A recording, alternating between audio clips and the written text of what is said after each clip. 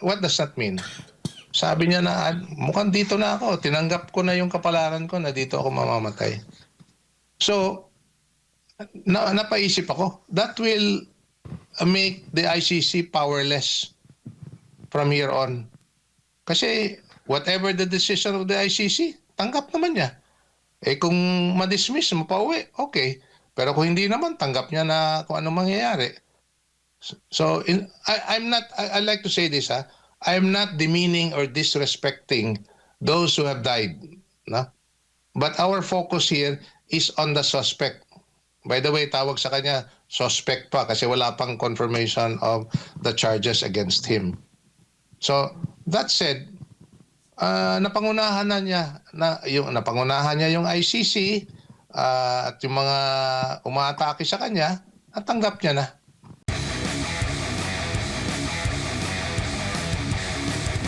Sir, bigyan nyo naman kami ng update or ng reaction ninyo patungkol sa performance ni Attorney Kaufman. Kayo po ba ay natuwa sa kanyang representasyon kay Pangulong Duterte dyan sa confirmation hearing? Magandang gabi po sa inyo. Magandang umaga rito. Kaming 6 na abogado na pumunta rito. Si headed by former ES Bingbong Villaldea, si Attorney Billy Dulay, si Attorney Fred Lim, si former Secretary Bebot Bello, at ako, at saka si Attorney Sal Panelo. After nung hearing na nung nangyari, natapos na kahapon, nag-usap-usap kami and we were unanimous that Attorney Kaufman did a very good job in presenting a case against the prayer to confirm the charges. It started last Monday with opening statements sa lahat ng parties, the prosecution at yung may tinatawag na legal representative of the victims, who apparently 2 of them are Filipino lawyers, and then the defense. Tapos nung Tuesday, nag-umpisa na yung presentation ng ebidensya at argumento ng prosecution. And then we had a break on Wednesday, and then Thursday, nagsimula yung presentation ng depensa insofar as their argument not to confirm the charges.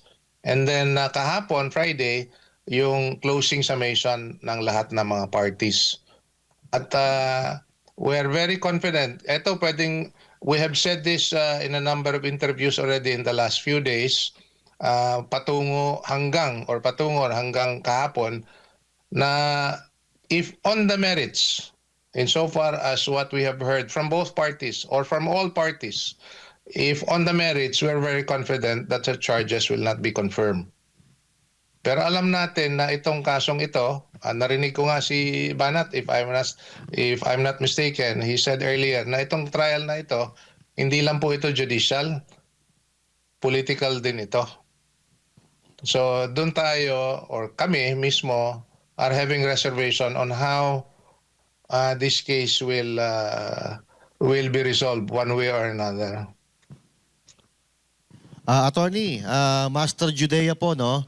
Yes. Diyan po sa The Hague, nagkaroon po ba kayo ng pagkakataon na makapasok doon sa courtroom or nasa labas lang po kayo habang ginagawa itong confirmation of charges?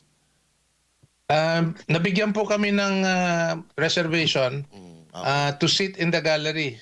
So makikita po namin sa baba yung korte mismo, yung 3 judges ng pre-trial chamber, yung panel of prosecutors on the left side, and also on the left side yung the common legal representative of the victims. On the right side naman, the 8-member team of the defense team of Attorney Kaufman. So makita po namin from the gallery. And by the way, talking about the gallery, hindi lang po kami nandoon. May mga media, meron po din yung mga nasa kabila. Mga taong sumusuporta doon sa pag-file nitong kaso na ito. Attorney, si Master Judea ulit, no? Bilang kayo po ay Yes. isang abogado, syempre mararamdaman po natin kung sino ang mas magaling. Sabihin na natin na mas magaling. Yung prosecution ba o yung depensa? Sa palagay niyo Okay, po. talking about performance po. I think makita nyo naman siguro in terms of delivery. Ito, delivery muna. Hands down, si Attorney Kaufman magaling mag-deliver. No? Glib talker, very smart in terms of delivery. Makita mo dun sa prosecution, yung he keeps on referring to my friend Jeremy, yung prosecution, he would also be able to deliver, but not as smart as Attorney Kaufman. Yung sa kabila naman, sila yung dalawang Filipino lawyers at saka yung isang babaeng legal representative of the victim, they present their case. I think it's also their style, on a very slow, monotonous way of delivery. In terms of substance, makikita mo dun sa presentation ni Attorney Kaufman na hinihimay-himay niya at tinitira-tira niya. He was refuting each and every points that were raised by the prosecution.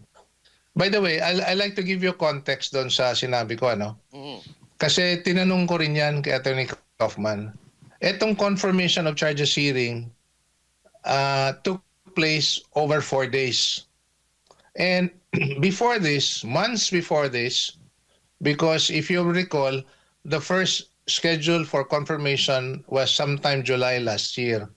And even before that, meron ng tinatawag na exchange of information, documentary, audio, videos for the other side to consider. These are actually confidential exchanges. And whatever you submit to each other, supposedly alam ng korte. Ibig sabihin, nakalatag na rin sa yung mga ebidensya nito, itong mga dokumentong ito, sa records ng court, ng pre-trial chamber. Kaya tanong ko, bakit kailangan pa dumaan ditong very public confirmation of charges hearing? Kailangan daw para, kasi sa dami ng ebidensya na inailatag na, at least in private,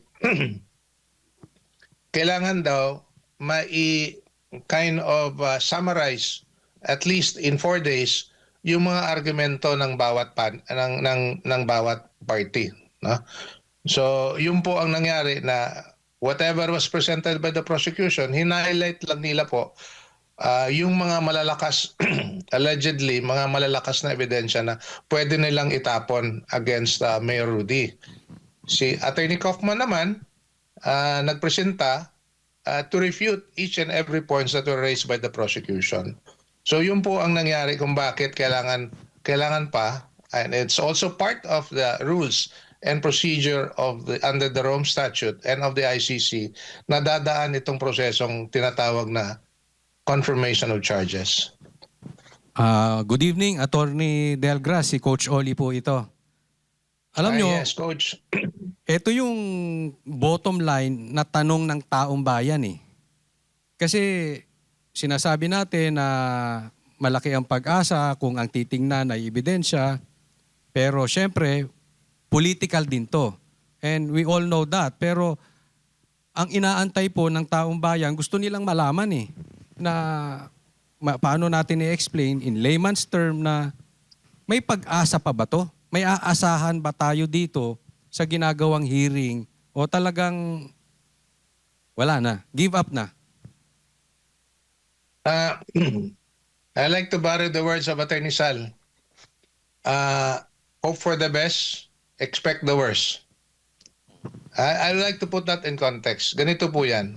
Unang-una, narinig ko yung earlier conversation niyo patungkol sa jurisdiction ng korte. Patungkol sa situation in the Philippines. And that's how they express it in the court. Philippine situation or situation in the Philippines. And then they would refer it to a particular person, as in this case, si Mayor Rudy. Now, sa ating Philippine judicial system, pag merong issue of jurisdiction, kailangan i-resolve muna yan. Kasi nga, kung mangyari na hanggang sa dulo makita na wala palang jurisdiction, walang saysay yung mga nangyayaring hearing sa nakita natin the last 4 days, no? In fact, the issue of jurisdiction is the core issue that Mayor Rudy have raised. Because in the first place, he have always maintained na walang jurisdiction ang ICC. Walang jurisdiction among other things because we are withdrawn from the ICC. The investigation that was conducted by the ICC investigators na kung totoo yung sinabi ng mga 18 former AFP personnel were conducted after the withdrawal, which was sometime 23, 22, nag-withdraw tayo 2018, made effective 2019. Ibig sabihin, wala na talagang jurisdiction yung ICC kung totoo yung narration of events ng mga dating sundalo. Now, nevertheless, unique as it may be in the rules of the ICC, they can proceed with, as in this case, the confirmation of charges hearing, kahit na may pending issue on jurisdiction. Kaya that one alone makes us wonder, even among us lawyers, kung bakit this process has to proceed. So, yun po, yung isang bagay na yan na unique to the ICC rules. So attorney, so tuloy po tayo kahit questionable yung jurisdiction. Ngayon, kunwari, bandang dulo, iba ang desisyon ng ICC laban kay PRRD, pero napatunayan din na walang jurisdiction. Pwede bang mabawi yon, yung desisyon na yon, and at the same time, pwede ba silang pasagutin etong mga gumawa ng pag-abuso sa batas ng Pilipino and at the same time yung ICC dahil knowing na walang jurisdiction, tumuloy sila? As I mentioned earlier, it's quite unique na tumuloy kahit na hindi pa na iklaro, finally resolve the issue of jurisdiction. And by the way, I have made mention earlier na pati si Mayor Rudy have not accepted these proceedings. In fact, he have said that this is a sham proceeding insofar as he is concerned. Because hindi niya inaatrasan ito Kung merong kaso patungkol sa anumang ginawa niya nung mayor siya at nung presidente, he assumes full legal responsibility. That said, he also said na it will have to be a Filipino court tried by a Filipino judge kung anumang kaso na ilalatag. So, nung kahapon nga, pagkatapos nasabi ko na I was asked yesterday afternoon when everything was finished, anong masasabi ko sa nakakahiya, no? Nakakahiya na dalawa, on two aspect, na a foreign court has to hear this case and it's viewed all over the world in that sense, no? At pangalawa, on that note, nakakaya din, I'm a lawyer, I'm practicing in the Philippines, and yet it should be tried there because we need to affirm the integrity of the Philippine judicial system na doon natin sa Pilipinas ililitis ito. For them, for those people who brought this case before the ICC, it shows that they don't have confidence on the judicial system in the Philippines. Yun ang problema natin dito. Palakasin natin yung institusyon para mapalakas natin yung bansa, no? If you have a problem, judicial, social, political, let's address it among ourselves as Filipinos and strengthen the Philippine the democratic institution to address this problem. Follow-up question lang. Na we have to hear it before a foreign tribunal na hindi nakakaintindi sa konteksto sa nangyari doon sa Pilipinas. And I like to push further on that one. Good that on the final summation of Attorney Kaufman, dahil for several days since Monday, they have portrayed Mayor Rudy as a murderer, bloodthirsty, napasali pa yung mga milyon-milyon mga supporter na sinasabing mini Duterte clones as thirsty as well, no? Very insulting to all of us who have been praying and supporting Mayor Rudy to call us bloodthirsty Duterte clones. But nevertheless, no? Nevertheless, dumaan tayo dito sa prosesong ito na kailangan natin tingnan kung tama at pantay ba itong prosesong ito. Yun lang ang masasabi ko patungkol dito sa prosesong ito. Kaya I have my reservation because it's very political very political. Pagkuha na lang the illegal abduction of Mayor Rudy from the Philippines to The Hague, kinumpirma naman na yung eroplano was chartered by the Office of the President. At ngayon lumabas na yung investigasyon ng ICC investigators when they went to the Philippines were hosted by people who are clearly political distractors of the former president. Gives you a very clear picture of the political dimension of this case. Kung judicial lang ito, himay-himayin natin yung mga ebidensya. Pero himay-himayin at lilitisin doon sa Pilipinas, hindi rito. Follow-up question lang po, Attorney Delgra. Speaking of jurisdiction, hindi po ba pwede na isabay, mayroong magsampa ng kaso dito sa Pilipinas para questionin? Hindi ko alam kung meron na nakasampa or wala pa, pero pwede magsabay para malitis dito yung jurisdiction ng ICC. Posible po ba yun? Yung puntong jurisdiction na yan, wala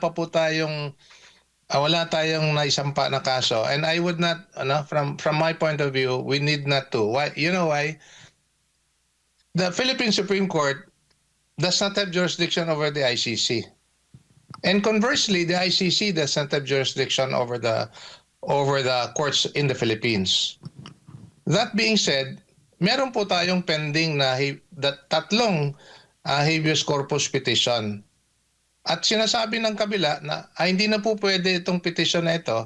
By the way, just to educate the listeners, yung habeas corpus petition kasi na inahain ni Congressman Pulong, ni Mayor Baste at saka ni Kitty, ni Veronica Duterte, they were praying na illegal yung pagdala sa kanilang tatay papunta sa Hague, and therefore mananagot yung mga respondents, no, yung mga government officials that were mentioned there, among them the Remulla brothers, sila Gilbert Teodoro and all the rest, including Torre. Kailangan managot sila and directing them to bring the body of the former president to the Philippines. So I think that is what's more important insofar as having to address kung sino talaga ang may jurisdiction sa person of Mayor Rudy. Ngayon, ang sinasabi nila, ang ICC meron kasi may warrant of arrest. Tayo naman, nagsasabi tayo na ang Korte Suprema has power to direct the respondent to bring the body of former president back to the Philippines. Okay. Attorney, si Master Judea po ulit, Ngayon po, tapos na yung confirmation of charges, And itong mga kababayan kasi natin is talagang hopeful pa rin sila na maganda ang kahihinatnan nitong investigasyon dyan sa ICC. Now, from confirmation of charges, how long are we going to wait para lumabas po, bago lumabas itong desisyon? At ano po ang mangyayari after nito? Okay. You mentioned about time Yes element, po, time frame. Meron pong 60 days for the pre-trial chamber to resolve the issue on the confirmation of charges. Apo. On the second question is, ano yung outcome? There are three possible outcomes po. Apo. Una, if the prosecution was able to prove, and the standard of proof is actually substantial evidence, to bring the case to trial, then the charges will be confirmed. Kung hindi naman sapat yung ebidensya na pinakita during the confirmation of charges hearing, then the charges will be denied and the case will be dismissed and Mayor Rudy will be released from detention and brought home to the Philippines. That would be the consequence. The third outcome is kung makita ng judges na hindi sapat to confirm but may direct the prosecution on two things. Una, to reduce the charges kasi hindi sapat yung ebidensya to support the charge of crimes against humanity or magkalap pa ng additional evidence to support the charges. So basically, out of these three options, ang what we would have to expect is the only option that we would be expecting is the dismissal of the charges. Kasi yung dalawa, yung kung ma-confirm yung charges po, ang mangyari nito, trial will proceed and he will remain in detention. And on the third option that I mentioned, if the judge, the pre-trial chamber judges will say na ibalik natin sa prosecution, he will still remain in detention. So yun po ang gusto nating mangyari, mai-dismiss yung charges para makauwi na siya, si Tatay Digong. What if po, kung halimbawa, sabihin na natin, na katulad ng sinasabi nila, na ito daw ay politically motivated. So, ano po kaya ang pwedeng mangyari dito? May pag-asa pa ba na makauwi siya if this is politically motivated? Si Mayor Rudy, sinabi niya na sa waiver niya na ang posibilidad na doon na siya manatili at posibleng mamatay, tinanggap niya na yan. Okay. Actually, when I read the waiver, this is just my personal thought on the matter kasi kilala natin si Mayor Rudy way back when he was still mayor. Ang ginawa niya ng waiver na yon, he was able to speak to the court and to the Filipino people yung damdamin niya. No? Kaysa sa confirmation of charges hearing, mga abogado lang magsasalita dyan. But he was given that chance to speak from his heart to the court and to the Filipino people. What does that mean? Sabi niya na, mukhang dito na ako. Tinanggap ko na yung kapalaran ko na dito ako mamamatay. So, napaisip ako, that will make the ICC powerless from here on. Kasi whatever the decision of the ICC, tanggap naman niya. Kung ma-dismiss, mapauwi, okay. Pero kung hindi naman, tanggap niya na kung ano mangyayari. So, I like to say this, I'm not demeaning or disrespecting those who have died. No? But our focus here is on the suspect. By the way, tawag sa kanya, suspect pa kasi wala pang confirmation of the charges against him. So, that said, napangunahan niya yung ICC at yung mga umaatake sa kanya, natanggap niya na ang kanyang kapalaran. So, pero tuloy pa rin tayo sa paghahanap ng hustisya, sa paghahanap ng at patuloy yung pagdadasal at suporta kasi nakakarating sa kanya. Nakakarating talaga sa kanya yan.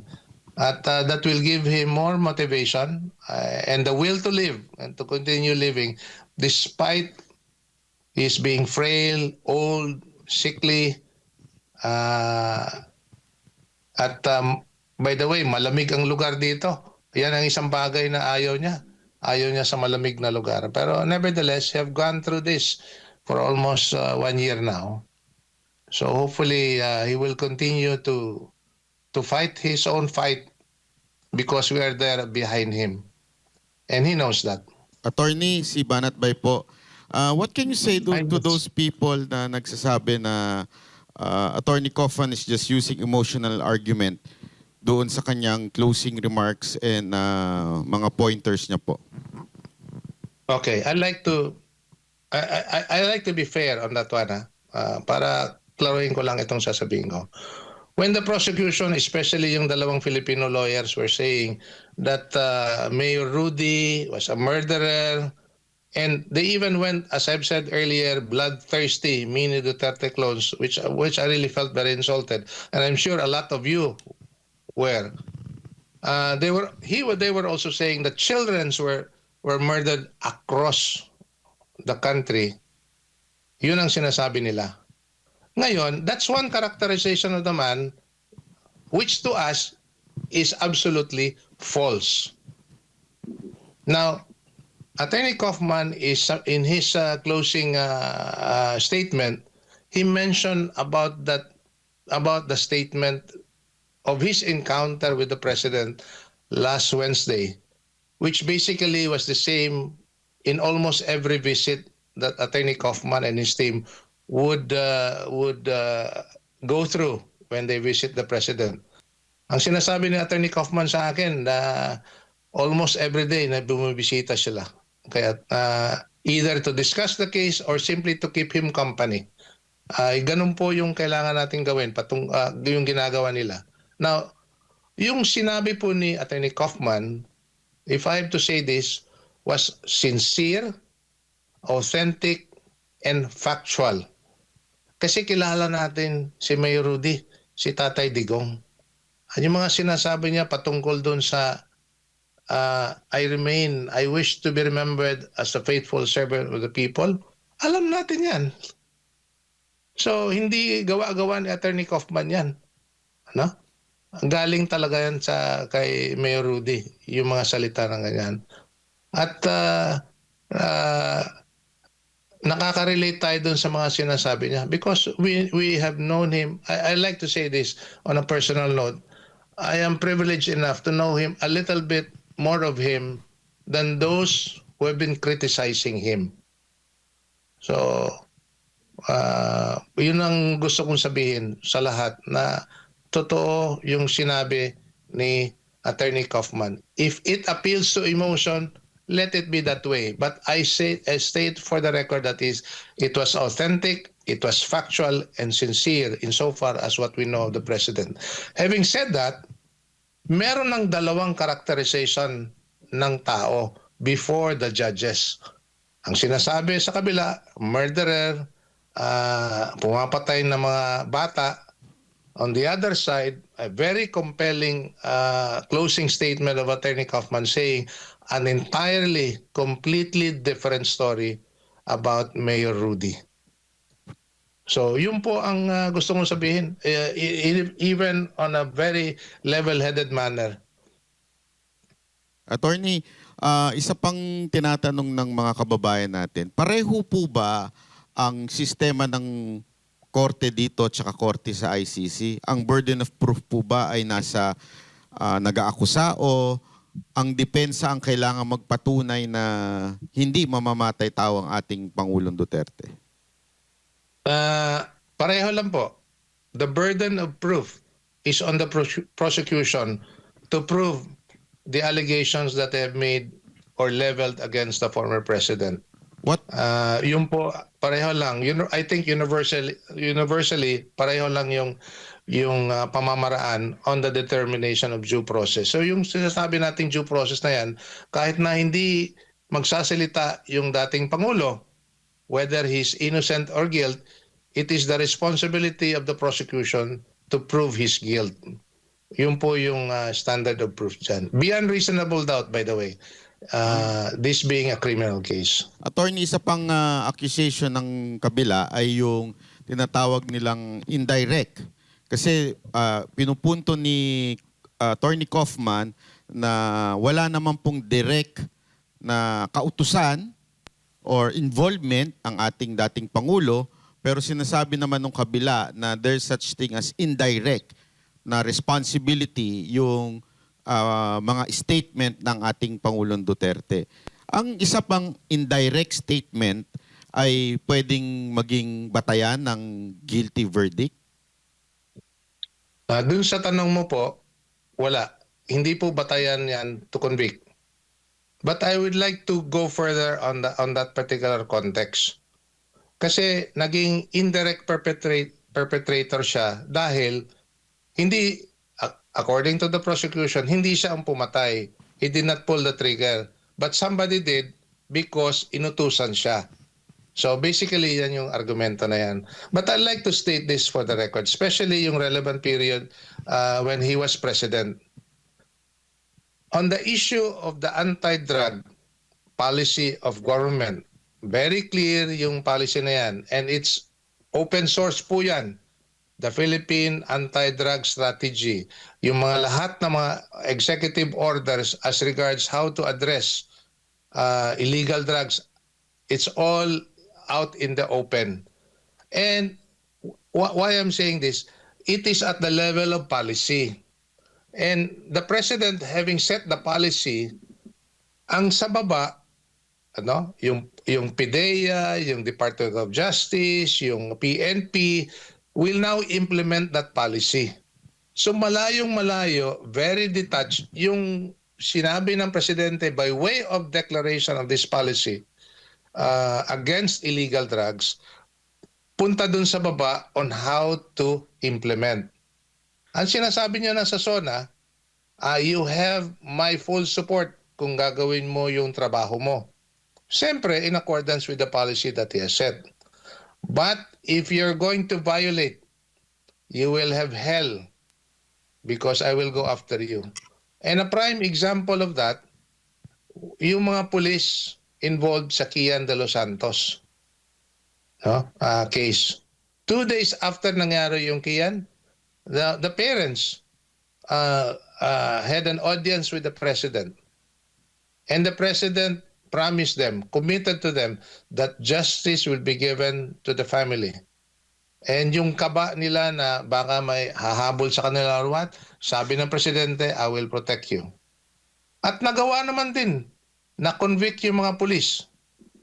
And yung pulis, umakyat sa Korte Suprema, yung Korte Suprema, in-affirm yung decision ng RTC. What I'm saying, una, na sinunod ni Mayor Rudy yung commitment niya sa pamilya that justice will prevail. Pangalawa, that he is not for rogue cops, no? Kaya talagang kung may ginawa kang masama, hahabulin ka talaga niya. Okay? Pangatlo, and this is very important, it shows that we have a functioning judicial system in the Philippines. Yun ang gusto nating klaruhin dyan. Attorney, isa pang dito, 'di ba, yung binabanggit ni Attorney Kaufman na wala namang indirect, puro witness lang na tinuturo daw di umano, na tinawagan sila, kinausap sila. Ito po ba yung magfo-fall din do sa testis unos, testis nullos, na kung saan one witness is no witness? Papasok po ba dito yun? One witness is no witness if that particular witness cannot have a direct testimony pointing to Mayor Rudy as the one who did the crime or who committed the crime. Kaya lahat nito from day one until yesterday, lahat nito are all circumstantial evidence. At when you talk about circumstantial evidence, wala pa pong tao, wala pa pong akusado na ma-convict on the basis of the testimony of one witness. Kailangan po may corroboration ng other witnesses. No? Yung tao napatay using a gun, no? Binaril. So one guy will testify na he saw the guy carrying a gun. The other guy will say, hindi niya nakita, the other guy hindi niya nakita pero narinig niya na may tunog na baril. The third guy will say na nakita niya may tao na natumba at may gunshot wound. So all this set or series of evidence will have to corroborate each other. And may binanggit pa nga pala si Attorney Kaufman as regards that. Sinasabi ng isang witness, binaril. Pero pagdating sa forensic, sinaksak. Mapakamo tayo sa ulo niyan. So yun ang ibig sabihin sa corroboration. Because this is based, all of this, given the fact that he is an indirect perpetrator, has to be proven by circumstantial evidence. So attorney, dahil sa mga nakikita ninyong ebidensya na mga presentation ni Attorney Kaufman, do you believe na may pag-asa na mapalaya si Pangulong Duterte, o nakikita ninyo na ICC is a political body na talagang ang purpose lang makulong si PRRD? Okay, on the first part of your question, I have said this again, and we have said this again in the Philippine team, the Philippine team of lawyers who came here. We are one in saying that if it is based on the merits, we're very confident that the charges will be denied. Yun po. On the second question, alam mo na anong sagot doon. Kasi kung if the trial will be isolated from any political pressure, we're very confident. Pero kung ibang bagay ang papasok sa kaso, ay ibang usapan na rin yan. Attorney, what about the 18 ex-marine na nagsabi na tinutulungan nila yung ICC? Would this have an effect? Good that you mentioned that. I will say something about that. Okay po. May Not effect so po ba much ito about what, sa... Ayun. Attorney, may I'm effect sorry. po ba ito sa trial? Yung ginawa di umano daw na pag-asikaso ng ilang government official dito sa ICC? I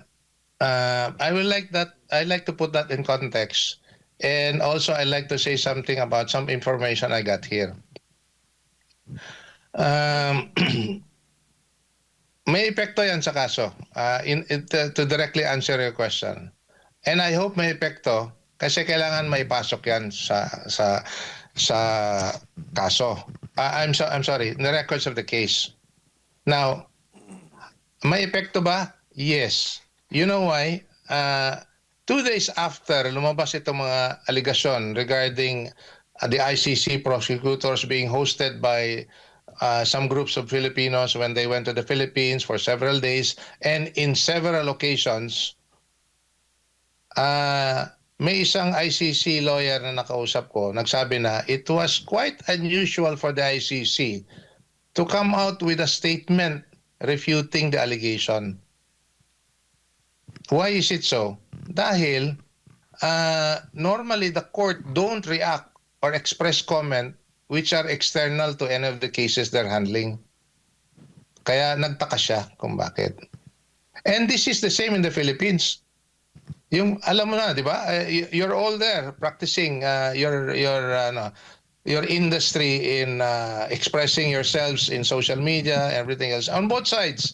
Binabatikos yung Korte Suprema or pabor sa Korte Suprema, pero may mabasa ba kayo na nagre-react yung Korte Suprema sa bagay-bagay na yan? Hindi. Dahil the Supreme Court of the Philippines express themselves through the decisions that they promulgate. So these are official records pertaining to cases that they hear before the court. So they express themselves in the decisions that are promulgated by the Philippine Supreme Court. Dito, quite unusual, nag-react ang ICC by way of a statement refuting what they said. Pero mahirap i-refute eh. Kasi kung totoo yung affidavit, hindi lang po salita ng tao, pati yung mga pictures. At na-confirm na yung tao doon, a certain, even one of them, sino nga ba yan? Miss Chantal is confirmed to be an ICC investigator. So ito is a very compelling evidence which should be looked into, by the way, by the relevant agencies of government, whether it be the Ombudsman or the Senate Committee, to investigate this allegation. Ang problema lang dito, nung lumabas sila, ang inimbestiga yung 18, hindi yung sinasabi nila patungkol sa mapakamot ka sa ulo kung bakit Pero, sila yung iniipit. Attorney, what do you think of this? Is this being defensive ang ICC? Or they're just trying to clarify na hindi sila involved? Actually, there is not much that they said in details, no, dun sa statement na nabasa ko. Except to say, like for example, their funding when they do investigation anywhere else in the world are sourced from the budget of the ICC. Basically that. No? Pero, yun nga, if you're doing that and then you react on something that is external to the court, why would you do that? I think you know more of that than I do because you're in that business. You're in that industry in communicating issues. out in the open. But attorney, Mas makakaintindi kayo niyan kaysa ako. can we say that it is illegal? Hindi naman illegal. Which one are you referring to? Yung pong sinabi po nung Marines, ex-Marines na tinulungan ni Trillanes di umano through the giving ng pera, would you consider that as illegal sa investigator ng ICC? Ganito. Kung totoo yung sinasabi ng 18 Marines, no? Kung totoo yan, that adds up to the argument on the political dimension of this case. Kasi hindi sila objective at mangyari na heavily biased yung ginawang ICC investigation sa loob ng Pilipinas. At saka kung totoo yung mga I do not know if there was a specific statement about $2 million na that was requested and that was supposed to be used for expenses in the investigation. Magiging illegal yan kung nakatanggap yung mga ICC investigator ng pera galing dito sa nag-host sa kanila sa Pilipinas. But at the least, it will show a clear bias on how you investigate the case. Kasi kung objective ka na investigador, you will look at all angles, no? Both sides or multiple sides for that matter. Kung totoo ba yung ano na yan, yung nangyayari na yan na kaso. Pero as it appears, yung nag-host sa kanila dito, sila din ang nag-guide sa mga ICC prosecutors kung saan pumunta, kung sinong taong i-interview nila, anong dokumento ang ibibigay. So, that becomes suspect insofar as an objective investigation of the Philippine situation is concerned. Attorney, si Coach Oli po ulit, no? So, it is Yes. as if inaamin ng ICC na political to kasi nag-react sila eh. Second question po, Attorney, advisable ba na i-open ni Attorney Kaufman etong mga ebidensya laban sa ICC na nilabas nitong 18K o yung tinatawag nating 16 Marines and 2 sundalo? Insofar as your second question is concerned, iabot na po namin yung information na yan sa defense team. But on how they're going to handle it, unfortunately, there are a lot of things that we do not know because of the confidential nature of the proceedings. Kung maalala nyo, pati yung if you are following the hearing on a delayed telecast, mga ilang beses pinuputol-putol. And I asked Attorney Kaufman regarding that. And he mentioned that in the interview na sinasala ng ICC kung ano yung mga supposed to be hindi sasabihin dahil nga confidential. Pero narinig namin lahat nung nandun kami sa gallery. Pero hindi rin namin alam kung ano yung mga supposed to be hindi ma-broadcast sa inyo lahat because delayed kayo ng 30 minutes. Attorney, yung ano naman, pagdating naman dito sa Supreme Court, hindi ko alam kung nasagot nyo na to kanina eh. Na-cite nyo kanina yung mga final nila Mayor Baste eh. Pero if ever, yung mga nakabinbin na kaso sa Supreme Court, nag-rule ang Supreme Court na illegal itong mga pag-aresto, pagpapadala kay Pangulong Duterte doon, makokompel po ba yung ICC na mag-adhere or mag-comply doon sa decision ng Supreme Court natin? My lawyer's opinion is that, legally speaking, as I've said earlier, the Philippine Supreme Court does not have jurisdiction over the ICC. They will not be able to compel the ICC to release. By the way, the habeas corpus petition were addressed to the relevant government officials who were made respondents to the case. That said, if the petitions would be granted, it's now the burden of the Philippine government, Philippine government through these officials, na ibalik Mayor Rudy dito sa Pilipinas. Sa ibang jurisdiction, nangyari na nga daw yan. Patungkol dito sa Amerika na may isang tao na mistakenly deported to another country. I think that was Honduras. And a case was filed in the Supreme Court and the petition was granted. So the US government made arrangement to bring the American citizen back to the States. So basically, yan yung arrangement na yan. And on the part of the ICC, if ever there is such a decision in favor of the former president in relation to the habeas corpus petition, that would be very, very persuasive argument that Attorney Kaufman can use for an early release of the president. Attorney, meron ba kayong meron ba kayong listahan? Or nakita niyo po ba yung listahan ng mga redacted doon na mga pangalan? Kasi merong mga redacted na mga pangalan na hindi pwedeng mabanggit dahil baka daw ma-compromise yung security. Wala whatever. kami. Kung ano yung what was made public are the same copies that we have. Hindi po Si nagbigay. Attorney Kaufman was very strict on the confidentiality rule of the court. Kung may tatanungin kami, if it falls under the confidential nature of such communication or piece of evidence, he would not disclose. Pero meron po So, kayong idea? hindi po- May idea kayo sino-sino itong mga ito? Lumalabas naman yung mga taong nire-refer ni Attorney Kaufman at ng prosecution. Makikita naman din natin yan before the case was brought to The Hague, no? Two people have been interviewed a number of times in the past, no?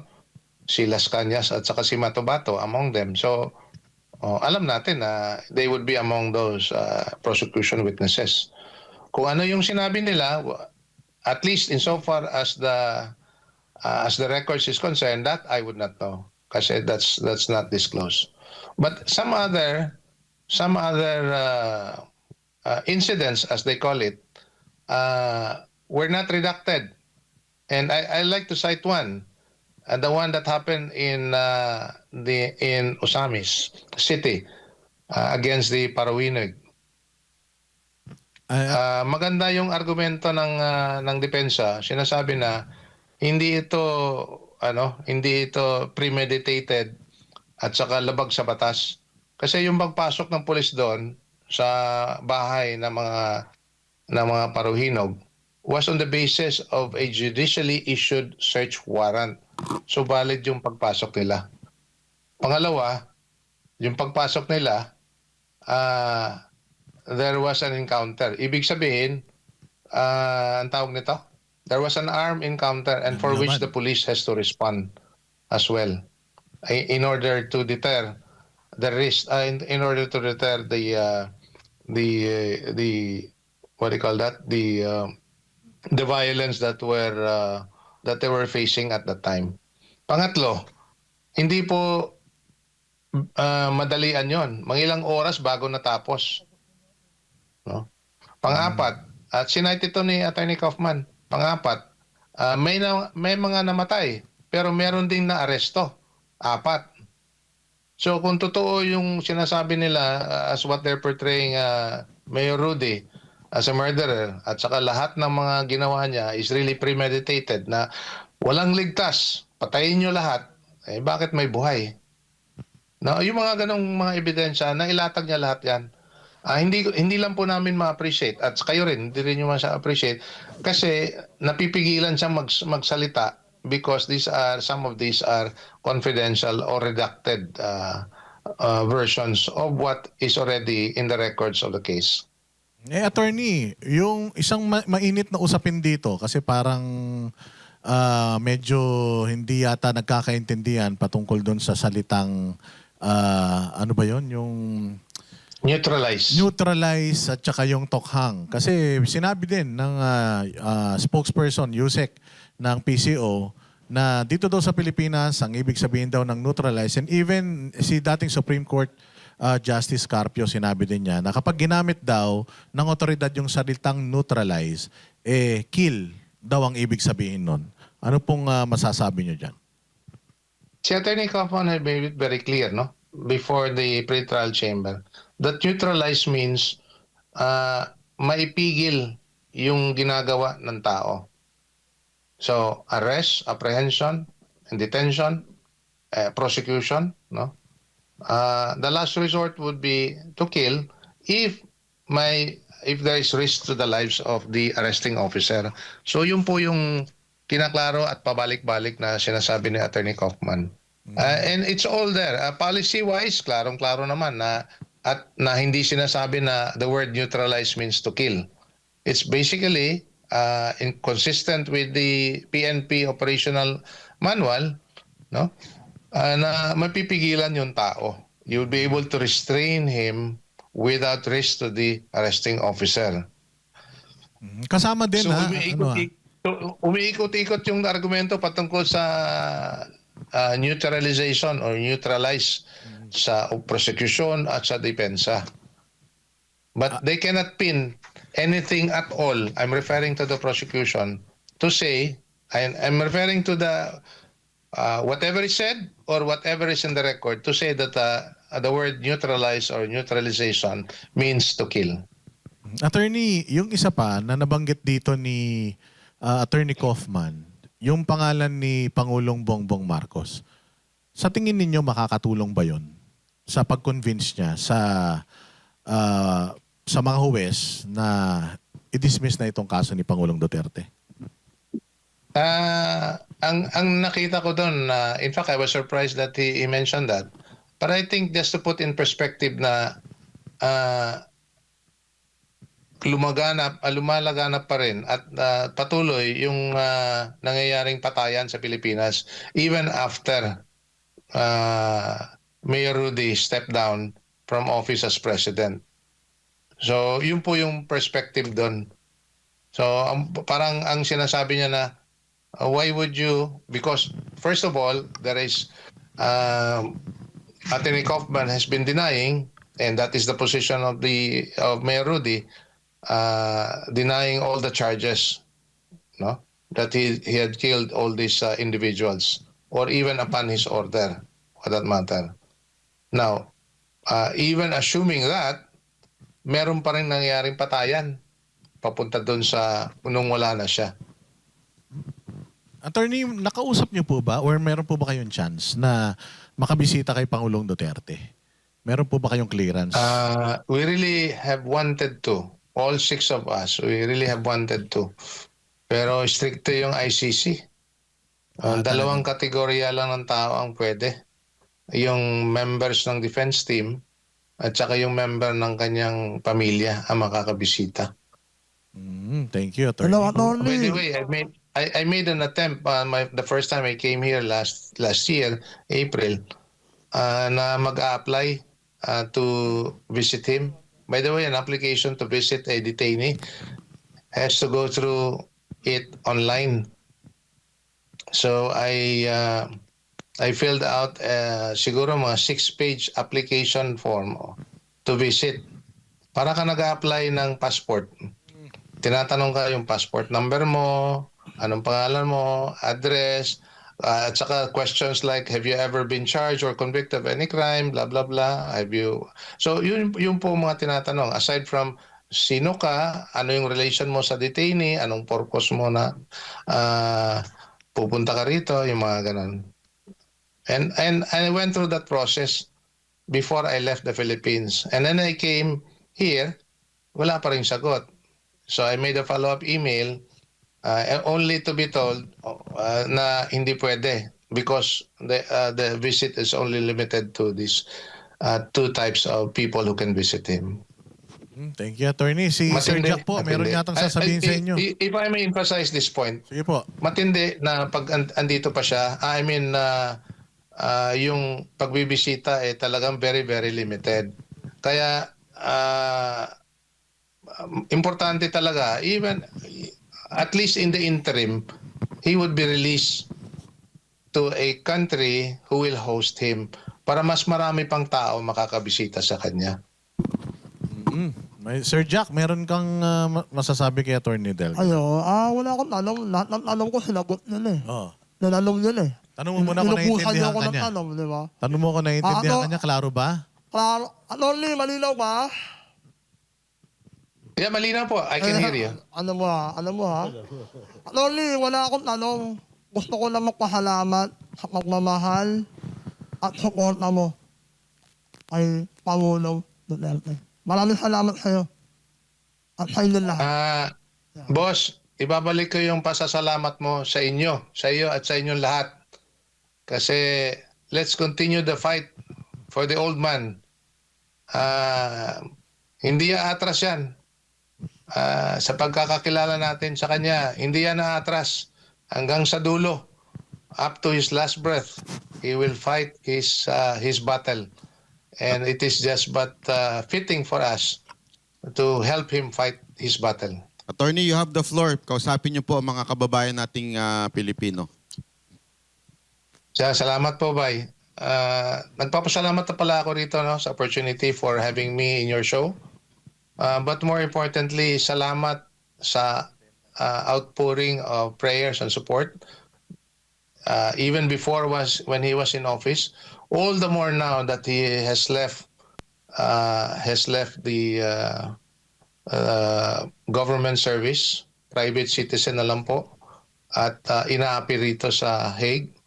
But you continue to support him, you continue to pray for him. At kami, nagpapasalamat po sa patuloy na suporta.